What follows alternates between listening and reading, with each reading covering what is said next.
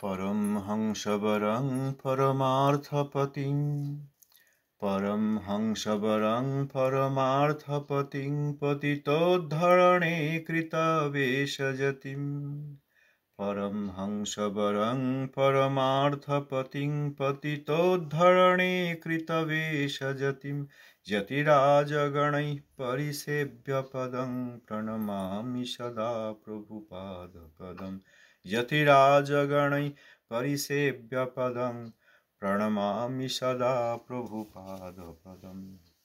जगद्गुरु प्रभुपाद श्रील भक्ति सिद्धांत सरस्वती गोस्वामी ठाकुर जी की जय। पतित पावन श्रील गुरु महाराज जी की जय। पतित पावन दशमदस्तन आचार्य वैष्णव वैष्णववृंद की जय। भजनानंदी समागत भक्तवृंद की जय। श्रील प्रभुपादेर बक्तृतावली तृतीय खंड श्री बलदेव प्रसंग। আমরা যে পরিচ্ছেদটি গত কয়েকদিন পড়ছি এবং সেই বিষয়ে শ্রীমান নিত্যানন্দ প্রভুর মহিমা, সেই পরিচ্ছেদে প্রভুপাদ বলেছেন, অনেকে মনে করেন মহাপ্রভু একরূপ সমাজের শৃঙ্খলা বজায় রেখেছেন, বর্ণাশ্রম ধর্মের মর্যাদা অটুট রেখেছেন, কিন্তু নিত্যানন্দ প্রভু সমাজে বিশৃঙ্খলা আনয়ন করেছেন। বস্তুত তাহাদের উভয়ের কার্যই একতা তাৎপর্যকর।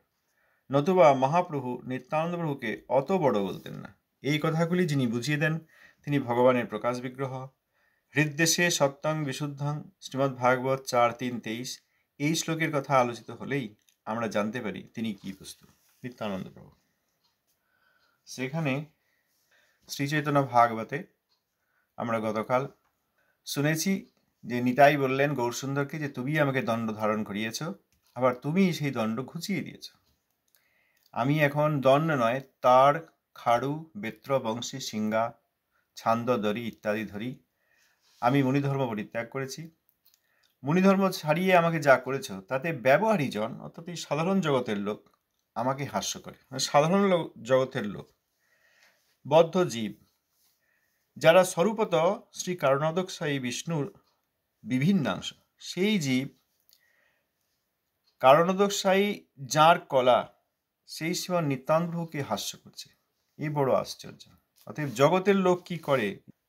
এরপর শ্রীমান মহাপ্রভু শ্রীমান নিত্যানন্দ প্রভুকে উত্তরে বলেছেন, এই যে বেত্র বংশী সিংহা গুঞ্জাহার মাল্য গন্ধ এইসব তোমার শ্রীঅঙ্গে রয়েছে, এবং যেসব বালক দেখি তোমার সঙ্গে তাহারা সকলেই শ্রীদাম সুদাম প্রায় এই আমার মনে হয়।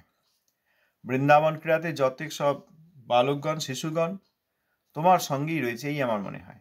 অতএব সেই ভাব, সেই কান্তি, সেই সব শক্তি তোমার সর্বদেহে দেখি সেই নন্দগোষ্ঠী ভক্তি, অর্থাৎ নন্দ মহারাজের পরিবারে যে কৃষ্ণ প্রেম, সেইটাই আমি তোমার সর্বদেহে দেখি, সর্বাঙ্গে।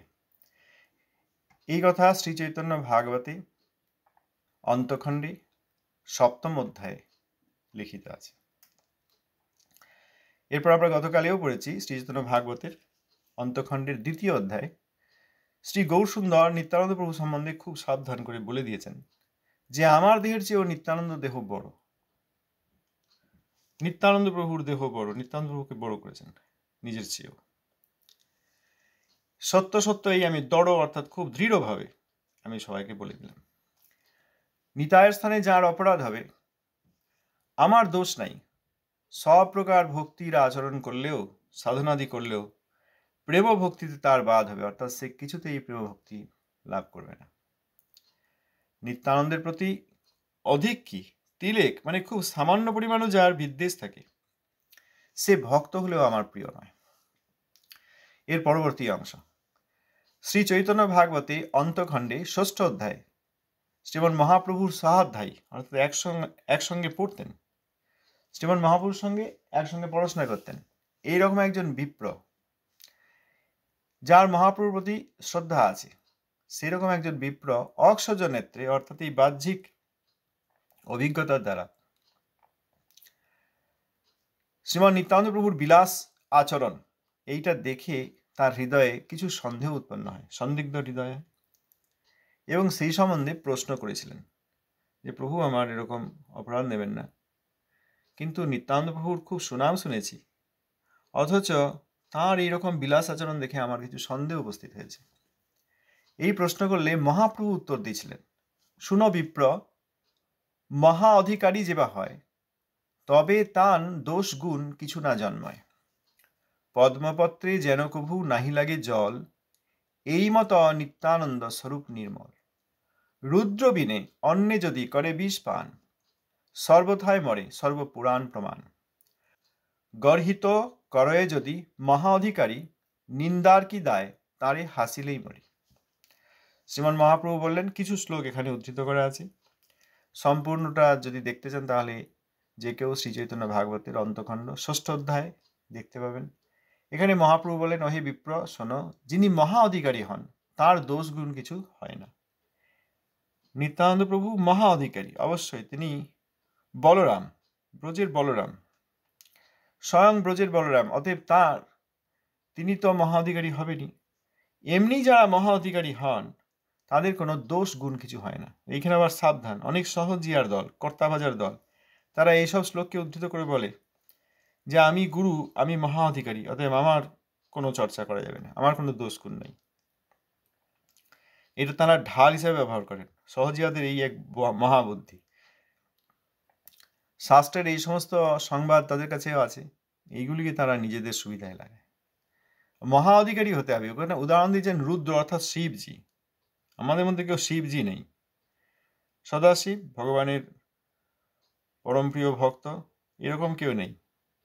অতএব এই সন্দেহ উপস্থিত হলে মহাপ্রভু শ্রীমান নিত্যানন্দ প্রভু সম্বন্ধে তার সহাধ্যায়ী বিপ্রকে যে বলেছেন, সেইটি যারা আমাদের জগতে যারা ব্যবহার করে নিজেদেরকে রক্ষা করতে চাইবেন, নিজেদের দোষগুণকে ঢাকতে চাইবেন, তাদেরকে সহজিয়া বলে জানতে হবে। তাহলে মহাপ্রভু বললেন, শুনো বিপ্র, যিনি মহা অধিকারী হন তার কোনো দোষগুণ কিছু জন্মায় না। যেমন পদ্মপত্রে, পদ্ম ফুলের যে পাতা হয় সেই পাতায় জল লাগে না কখনো। জলের মধ্যে থাকলেও বা উপরে জল দিলেও তার মধ্যে জল লাগে না। এই মতো নিত্যানন্দ স্বরূপ নির্মল। এই রকমই নিত্যানন্দ প্রভুর স্বরূপ নির্মল। যদি রুদ্র বিষ পান করেন তাহলে তার কিছু হয় না, কিন্তু অন্য কেউ যদি রুদ্রের অনুকরণ করে বিষ পান করেন তাহলে মৃত্যু হয়। সর্বথায় মরে সর্বপুরাণ প্রমাণ। সমস্ত পুরাণে এইরকমই প্রমাণ দেওয়া আছে। অতএব আর কেউ যদি করেন তাহলে তার মৃত্যু হয়। একমাত্র রুদ্রই বিষ পান করতে পারেন, অতএব আর কেউ বিষ পান করতে গেলে তার সর্বথায় মৃত্যু হয়। এইসব প্রমাণ সমস্ত পুরাণে রয়েছে। এইসব প্রমাণ গর্হিত করে যদি মহা অধিকারী, যদি কোনো মহা অধিকারী তিনি গর্হিত কাজ করেন বলে মনে হয়, তাকে হাসলেই মরি, অর্থাৎ নিন্দা করতে হবে না। নিন্দা না করেও কেউ যদি হাসেন এইরকম অন্যায় করেছে, তাহলেই আমাদের ভয়ঙ্কর সর্বনাশ হয়। মরি মানে এখানে তাই। এরপর ব্রহ্মার পুত্র ব্রহ্মানন্দন প্রজাপতি মরীচির 6 পুত্রের যে ঘটনা আছে শ্রীমদ্ ভাগবতে, সেই আখ্যান ব্যাখ্যা করে শ্রীমন মহাপ্রভু বলেন। সেই আখ্যান এরকম ছিল যে ব্রহ্মার কোনো কাজে ব্রহ্মার পুত্র মরীচি তাদের 6 পুত্র, অর্থাৎ সম্বন্ধে ব্রহ্মার নাতি, পৌত্র, আমাদের মতো নয়, ব্রহ্মার পৌত্র, তারা ব্রহ্মার কোনো একটি ঘটনা দেখে, যারা দেখতে যান শ্রীমদ্ ভাগবতে আছে, শ্রীচৈতন্য ভাগবতে এইখানে ব্যাখ্যা করা আছে, তো সেখানে ব্রহ্মা সম্বন্ধে কিছু বলেননি মরীচির 6 পুত্র, তারা শুধু হেসেছিলেন। তার ফলেই তাদের মহাপতন হয়েছিল। সেই আখ্যান ব্যাখ্যা করে শ্রীমন মহাপ্রভু পরিশেষে বললেন, কহিলাং এই বিপ্র ভাগবত কথা, নিত্যানন্দ প্রতি দ্বিধা ছাড়হ সর্বথা। নিত্যানন্দ স্বরূপ পরম অধিকারী, অল্প ভাগ্যে তাহানে জানিতে নাহি পারি। ওহে বিপ্র, আমি শ্রীমদ্ ভাগবতে উক্ত এই আখ্যান তোমাকে বললাম, এইটি ভাগবত কথা। অতএব তুমি নিত্যানন্দ প্রতি তোমার যে দ্বিধা রয়েছে, সন্দেহ রয়েছে, সেইটি সম্পূর্ণভাবে পরিত্যাগ করো। নিতায়ের চরিত্রের প্রতি দেখে তুমি সন্দেহ করো না, পরিত্যাগ করো। নিত্যানন্দ স্বরূপ পরম অধিকারী, অল্প ভাগ্যে তাকে জানতে পারি না। এখানে আবার সহজিয়ারা বলবে যে আমরাও তো গুরু, আমরাও নিত্যানন্দেরই স্বরূপ, অতএব আমরা যে যাই করি কেউ কিছুই বলতে পারবে না। আমরা দুশ্চরিত্র হলেও তোমরা কিছু বলতে পারবে না, আবার আমরা আরতি নিলেও তোমরা কিছু বলতে পারবে না। আমরা ভগবানের সেবা না করে নিজেরা সেবা নিলেও তোমরা কিছুই বলতে পারবে না। এইসব কর্তাভোজা সহজিয়াদের যুক্তি। মহাপ্রভু নিত্যানন্দ প্রভু সম্বন্ধে বলেছেন, সেইটা আমাদের গায়ে চাপিয়ে যারা যদি নিই, তাহলে আমরাও নিতায়ের চরণে অপরাধী, ভয়ঙ্কর সহজিয়া।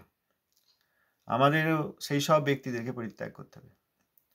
তাহার আচার বিধি নিষেধের পার, তাহারে জানিতে শক্তি আছে কাহার। নিত্যানন্দের আচার কোনো বিধি অনুসারে নয় এবং তিনি নিষেধের উপরে। তিনি বিধির অধীন নন, তিনি নিষেধের অধীন নন। বিধি এবং নিষেধ কারোরই অধীন নন। নিত্যানন্দ প্রভুর আচরণ শাস্ত্রে লিখিত বিধি এবং নিষেধের উপরে। শাস্ত্রের বিধি আমাদের জন্য, শাস্ত্রে যেসব কাজের নিষেধ করা আছে সেগুলি আমাদের জন্য। এই বিধিগুলি নিতায়ের জন্য লেখা হয়নি, এই নিষেধগুলিও নিতায়ের জন্য লেখা হয়নি। কারণ কেউ বলতে পারেন, একজন এরকম আগে জিজ্ঞেস করেছিলেন, তা অবধূত হয়ে তিনি যে বিবাহ করেছেন, তাহলে আপনে আচরি ধর্ম জীবিরে শিখায়, এইটা তো হলো না। কত বড় ভয়ঙ্কর প্রশ্ন। নিত্যানন্দ প্রভু আপনে আচরি ধর্ম জীবিরে শিখায়, জীবের শিক্ষার জন্য যে আচরণ করেছেন মহাপ্রভু শিখুন। জীবের শিক্ষার জন্য নিত্যানন্দ প্রভুর যে প্রেম সেইটা শিখুন, সেইটা দেখতে পাচ্ছে না। তাহলে আচরণ করে সমস্ত ভগবানের সমস্ত আচরণ আমরা অনুকরণ করে নেব এবং সেইটি শিক্ষা, তা যদি হতো তাহলে তো শিবজির বিষ পানও করতে হয়। যে শিবজি বিষ পান করেছিলেন, চলো আমরাও গিয়ে বিষ পান করি, কারণ তিনি তো নিজে বিষ পান করে জীবকে শিক্ষা দিয়েছেন বিষ পান করতে হয়। তা তো আর নয়। শিবজি বিষ পান করেছেন জগৎকে এই বিষের হাত থেকে, ভয়ঙ্কর মহাবিষের হাত থেকে রক্ষা করার জন্য। সমুদ্র মন্থনে উদ্ভূত বিষ, ভয়ঙ্কর বিষ, সেইটি পান করেছিলেন আমাদেরকে রক্ষা করার জন্য। এখন আমরা যদি মনে করি যে তিনি নিজে আচরণ করে জীবকে যা শিক্ষা দিয়েছেন আমরাও তাই করব, চলো আমরাও একটু বিষ পান করি, তাহলে কি হবে আমাদের? সুতরাং শিবজির রুদ্রের বিষ পান, এই ঘটনাটি জীবও করবে, অর্থাৎ এই বিষ পান জীবও করবে, এটা তো আর শিক্ষা নয়। সেই রকম আপনি আচরি ধর্ম জীবের শিখায়, জীবের শিক্ষার জন্য যে আচরণ করেছেন সেইটি নিতে হবে। মহাপ্রভু আচরণ করে দেখিয়েছেন গৃহীজন শিক্ষক ন্যাসিকুল নায়ক। গৌরসুন্দর তিনি গৃহীজনের শিক্ষক এবং সন্ন্যাসীকুলের নায়ক, সন্ন্যাসীগণের শিরোমণি।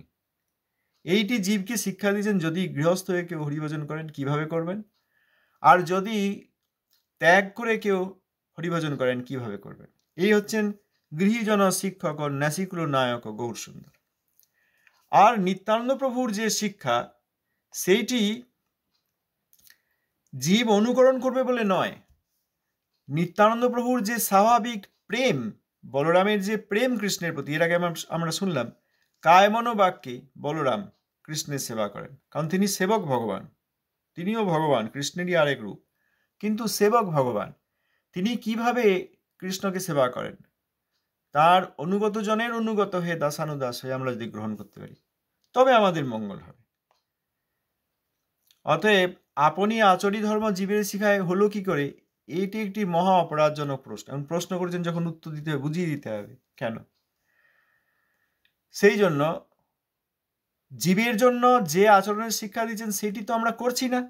আমরা কেউ সদ্গৃহস্থ হইনি, আমরা সৎসন্ন্যাসীও হইনি। সেইভাবে গৃহ বা সন্ন্যাস আশ্রমে থেকে হরিভজন আমরা করিনি, আর নিত্যানন্দ প্রভুর নিন্দা করতে আসছি এই প্রশ্নের মাধ্যমে। অতএব নিতায়ের চরিত্র এবং আচরণ সমস্ত প্রকার বিধি এবং নিষেধের উপরে। তাকে জানবার শক্তি কার আছে, তাহারে জানিতে শক্তি আছে কাহার। তাহার আচার বিধি নিষেধের পার, তাহারে জানিতে শক্তি আছে কাহার। না বুঝিয়া নিন্দে তাঁর চরিত্র অগাধ, পাইয়াও বিষ্ণু ভক্তি হয় তার বাদ। তার আচরণ, তার চরিত্র, তার ব্যবহার, সমস্ত শাস্ত্রে যত বিধি জগতের জীবের জন্য আছে বা যত নিষেধ জগতের জীবের জন্য আছে, সেইগুলির উপরে তাকে জানবার শক্তি কারোর নেই, কোনো জীবের নেই, দেবতাদেরও নেই, এমনকি সিদ্ধগণেরও নেই, যদি তিনি নিজেকে না জানান। অতএব তাকে জানবার শক্তি আমাদের নেই। শত শত গ্রন্থ পাঠ করে আমরা নিত্যানন্দের চরিত্র জানতে পারবো না, শত ভজনের অভিনয় করেও আমরা নিত্যানন্দ চরিত্র জানতে পারবো না। অতএব তাকে জানবারই শক্তি নেই কারো, অতএব তাকে না জানলে তাকে বুঝতে পারবে না। অতএব না বুঝে তার অগাধ চরিত্রের নিন্দা যারা করবে তারা বিষ্ণু ভক্তি পেয়েও তাদের বাদ হয়। এই যে গতকাল যে কথা আলোচনা করা হচ্ছিল, শ্রদ্ধা, সাধুসঙ্গ, সাধুসঙ্গে অনর্থ নিবৃত্তি, ভজন ক্রিয়া, তারপর নিষ্ঠা, রুচি, আসক্তি, এই পর্যন্ত সাধন ভক্তি, তারপর ভাব ভক্তি। তারপর ভাব ভক্তিতেও কিছু বিঘ্ন থাকে, সেই সব বিঘ্ন চলে গেলে ভজন করতে করতে সেই সব বিঘ্ন ভগবানের কৃপায় ভক্তদের কৃপায় চলে গেলে তখন প্রেম ভক্তি। অতএব বিষ্ণু ভক্তি পেয়েও তার প্রেম ভক্তিতে বাদ হয়, পাইয়াও বিষ্ণু ভক্তি হয় তার বাদ। এর মানে কি, কিসে বাদ হয়? বিষ্ণু ভক্তি অর্থাৎ ভাব ভক্তি পর্যন্ত এসেও এত বড় ভক্ত, আমাদের তো শ্রদ্ধাই নেই, আমাদের শ্রদ্ধাই নেই, শাস্ত্রে সম্পূর্ণ বিশ্বাসই নেই, বাইরে আমরা যাই দেখাই। অতএব এই সমস্ত সাধন ভক্তি পালন করে তার উপরের উপর পর্যায়ে পৌঁছে আসক্তি পর্যন্ত পৌঁছে পরবর্তীকালে যখন যিনি ভাব ভক্তি প্রাপ্ত হন অর্থাৎ বিষ্ণু ভক্তি, এখানে ভক্তি অর্থাৎ ভাব ভক্তি, ভগবান বিষ্ণুর প্রতি ভাব ভক্তি পেয়েও তার বাদ হয়। কিসে বাদ হয়? এখানে যা বলেছেন তার অর্থ এই, প্রেম ভক্তিতে বাদ হয়, অর্থাৎ প্রেম লাভ হয় না। প্রেম লাভ না হলে ওই সেই ফসল ফলানো হলো কিন্তু তার ফল পাওয়া গেল না, ধান লাগানো হলো কিন্তু কখনো ধান হলো না। অতএব সমস্ত প্রকার সাধনা করে ভাব ভক্তি পর্যায়ে পৌঁছেও প্রেম লাভ হয় না, প্রেম ভক্তি লাভ হয় না। অতএব নিত্যানন্দ প্রভুর চরিত্র জানবার কারোর শক্তি নেই, তাকে বুঝবার ক্ষমতা নেই কারোর। অতএব না বুঝে তার অগাধ চরিত্রের নিন্দা যিনি করেন, বিষ্ণু ভক্তি পর্যন্ত লাভ হলেও তার বাদ হয়। এমনিতেই তো বিষ্ণু ভক্তি লাভ হয় না, ভাব ভক্তি অনেক উচ্চ স্তরের বস্তু, প্রেম ভক্তির আগের অবস্থা। অতএব সাধন করলেও ভাব ভক্তি পর্যন্ত যাওয়া কঠিন। যারা ভাব ভক্তি পর্যন্ত সিদ্ধি লাভ করেছেন তারা বিশেষ বিশেষ পরিস্থিতিতে আছেন, তাদেরও আর প্রেম ভক্তি হবে না যদি নিত্যানন্দের চরিত্রের প্রতি কোনো রকম তিলেকও দেশ থাকে। তিল পরিমাণ, তাল পরিমাণ নয়, অনেক নয়, সামান্য পরিমাণ একটু মনের মধ্যে খুঁত আছে, নিত্যানন্দ সম্বন্ধে সন্দেহ আছে, সেরকম ব্যক্তির প্রেম ভক্তি লাভ হয় না। পাছে তাঁরে কেহ কোনো রূপে নিন্দা করে, তবে আর রক্ষা তার নাহি জম ঘরে। যে তাহারে প্রীতি করে সে করে আমারে, সত্য সত্য সত্য বিপ্র কহিল তোমারে। পাছে কোনোভাবে,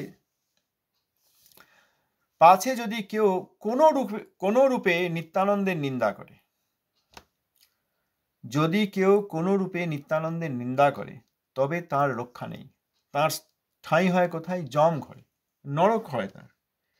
নিত্যানন্দের প্রতি নিন্দাকারী তার স্থান হচ্ছে জম ঘর অর্থাৎ নরক তো হবেই। মূল বলদেব সেই বলরাম নিত্যানন্দ প্রভু তার প্রতি অবমাননা করলে নরক তো হবেই, তার কোনো রক্ষা নেই, কেউ রক্ষা করবেন না, গৌর সুন্দর রক্ষা করবেন না, কৃষ্ণ রক্ষা করবেন না। যে তাহারে প্রীতি করে সে করে আমারে, সত্য সত্য সত্য বিপ্র কহিল তোমারে। এখানে মহাপ্রভু স্বয়ংরূপী ভগবান স্বয়ং কৃষ্ণচন্দ্র তিনি বলছেন তিন সত্যি করে। আমাদের জগতে অনেকে আমরা অনেক সময় তিন সত্যি করি, তিন সত্যি মানে এর মধ্যে আর কোনো সন্দেহ নেই, পূর্ণরূপে নিশ্চিত রূপে বলা হচ্ছে। স্বয়ং মহাপ্রভু যদি তিন সত্য করে বলেন, সত্য সত্য সত্য বিপ্র কহিল তোমারে, আমি তোমাকে বললাম যে তাকে প্রীতি করে সে আমাকে প্রীতি করে। অতএব নিত্যানন্দের প্রতি যার তিলেক দ্বেষ থাকে বা নিন্দা করেন বা সন্দেহ থাকে, তিনি যত বড় সাধকই হন, এমনকি ভাব ভক্তি পর্যায়ে তিনি পৌঁছে গিয়ে থাকেন, তবুও তার প্রেম ভক্তি হয় না এবং নিত্যানন্দের নিন্দাকারীর জম ঘরে ঠাঁই হয়। আর যে নিতাইকে ভালোবাসে সে গৌরকে ভালোবাসে। এখন এখানে নিতাই এবং নিতাইয়ের নিজজন পরম বৈষ্ণবগণ, তারা নিতাইয়েরই প্রতিমূর্তি, আর এক রূপ,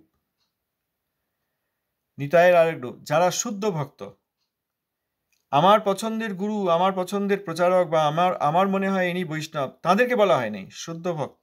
প্রভুপাদ ছিল ভক্তি সিদ্ধান্ত সরস্বতী গোস্বামী ঠাকুর, নিত্যানন্দ অভিন্ন বিগ্রহ, নিতাইয়ের সঙ্গে তার কোনো ভেদই নেই, কারণ তিনি নিতাইয়েরই প্রকাশ বিগ্রহ। এহেন প্রভুপাদের সম্মান যারা করতে শেখে নাই, তাদের গৌর ভজনে বা মহামন্ত্র ভজনে বা এইসব প্রচারের ছলনা, এসবের কি গুরুত্ব আছে? কোনো গুরুত্ব নেই। আবার প্রভুপাদের স্নিগ্ধ শিষ্যগণ, যাদের জয়ধ্বনি দিয়ে আমরা প্রতিদিন এই হরিকথা পড়ার চেষ্টা করি, প্রভুপাদের কোনো শিষ্যের প্রতি অবমাননা আছে, এরকম ব্যক্তিদের কোনো উদ্ধার নেই, কোনো রক্ষা নেই মহাপ্রভুর শিক্ষা অনুসারে। আর যারা নিতাই সেজেছেন, অর্থাৎ আমি গুরু, আমি নিতাইয়ের অবতার, আমাকে তোমরা নিতাই বলে দেখবে, এইরকম যারা বলে, তাদেরও রক্ষা নেই। নিতাই সাজা লোক, তাদেরও রক্ষা নেই। আজ প্রায় সময় হয়ে আসছে, আজ এই পর্যন্ত থাক। আগামীকাল এর পরবর্তী কিছু অংশ আমরা পড়ব, নিতাইয়ের মহিমা। স্বয়ং গৌর সুন্দর বলছেন তো, গৌর সুন্দরের কিছু উদ্ধৃত শ্লোক এখানে আমরা পড়লাম। কারো কিছু বলার থাকলে বলতে পারেন। আমরা অল্প অল্প পড়ব, যাতে যা পড়ছি তা বুঝতে পারি, ধারণ করতে পারি। অনেক বেশি বললে আমরা বুঝতে পারি না। আর এইসব শুনেও যদি আমাদের কোনো সন্দেহ থাকে, সেই নিয়ে কেউ কিছু বলতে পারেন। খুব কঠিন পরিস্থিতির মধ্যে আমরা আছি, এই জগতে এখন কঠিন পরিস্থিতির মধ্যে আছি। পরম বৈষ্ণবগণ সব বেশিরভাগই অপ্রকট হয়ে গেছেন।